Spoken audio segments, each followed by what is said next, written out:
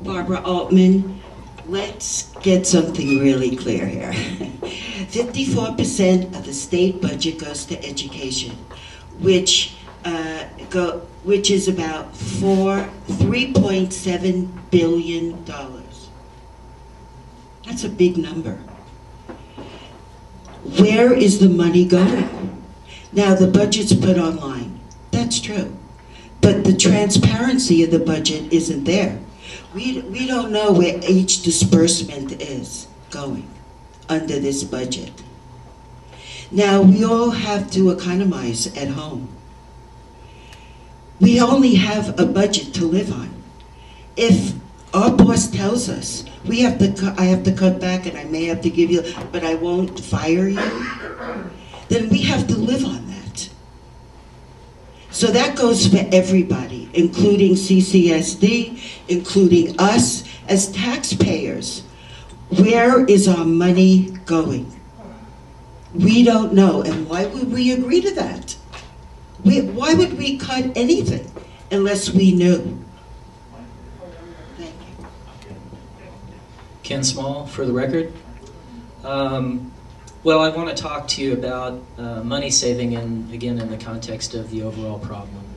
I think what I get when I talk to the public out there is that they feel that our school district is being badly managed from the top. We have bad management from the school board.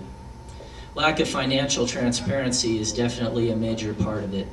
Generally, when I want to figure out what's going on with the school board financially, I call Patrick Gibbons from NPRI and ask him to translate what smoke and mirrors we're seeing on the school board website and explain to me where the money's going. I'm a businessman, and I've survived this as an architect in a terrible economy where many of my competitors are now in bankruptcy. I had a personal friend who did a lot of work for the school district who lost his house recently. We use zero-based budgeting at my office. At the beginning of the day, at the first day of the year, I look at everything and decide what I need and what I don't need. And I can tell you that there's an incredible amount of things out there that the school district has that we don't need. I have people approaching me ever since I was the president of SEFP and telling me about these things. Do you know these Connex metal storage units that are sitting outside our elementary schools are provided when the schools are built? The school district is still paying rent on some of them they rented in the 1970s. It's incredible what a waste of money and how badly run everything is when you look at things like that. And yet my daughter is asked by her teachers if she could bring in an extra box of crayons to share with the other students in her class. That's because only a third of your dollar makes it into the classroom. Now, I had an opportunity in June of last year to stop a $50 million mistake that the school board made, and I want you all to understand what an incredible act of stupidity it was. They started construction of 4 new elementary schools after everybody knew the bust was over and after we knew that students were leaving town in droves. I listened to the statistician report that they disregarded the number of U-Hauls leaving town, even though they included them when people were coming in. They went before the school board and said, we're going to build these 4 elementary schools. I said, if you want to provide employment to people, fix the old schools that we have that are in such terrible condition. Don't waste our money building unneeded schools. When they decided not to use that money helping our students that are already here, particularly in poor and minority neighborhoods, they then obligated the district to pay the operating overhead for these 4 schools, which is now causing lost jobs. Ken Small.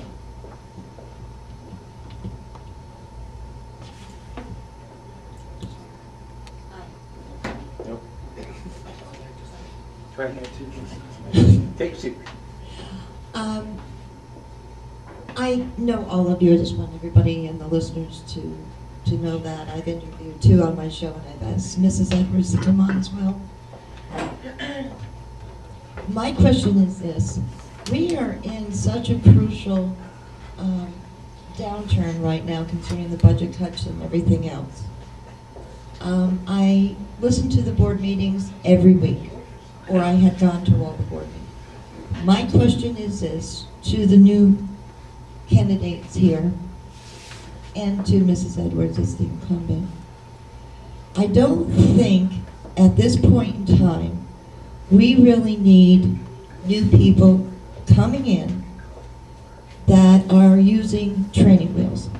Each of you are very strong in different areas, but not as strong as what I am seeing with Mrs. Edwards. I'm not saying I agree with Mrs. Edwards or whatever. When it comes to special education and so forth, she's got it. When it comes to the budgets, she's got it. But remember this, and this is more of a statement than a question. You only can make a decision with the information that you get from the not from the trustees, but from the district then. Then it's up to you, either as a candidate to win the election to make sure that happens. But my concern is special education, and I don't hear anything from either one of you, I'm sorry, concerning special education. You have children that are special needs and so forth. There's $14 million that was allocated somewhere else out of special education through AARA funds, Recovery Act. But you're not experienced enough in the special education area. And that is the most important thing in my professional career that has to be done in the school district. So as I'm sorry to say, but she's got more experience. She's off and running. She doesn't have training wheels. But the one thing, Mrs. Edwards, I think that you have to do is really put your foot down on the district to give you the information on a timely manner. Give them a date and time to give it to you, so you and your trustees can make more informed decisions. So I'm sorry, it's not a question, it's just a statement. Well, actually, we have, that's all the time we have for this district. Thank you for coming out. And we'll go ahead and give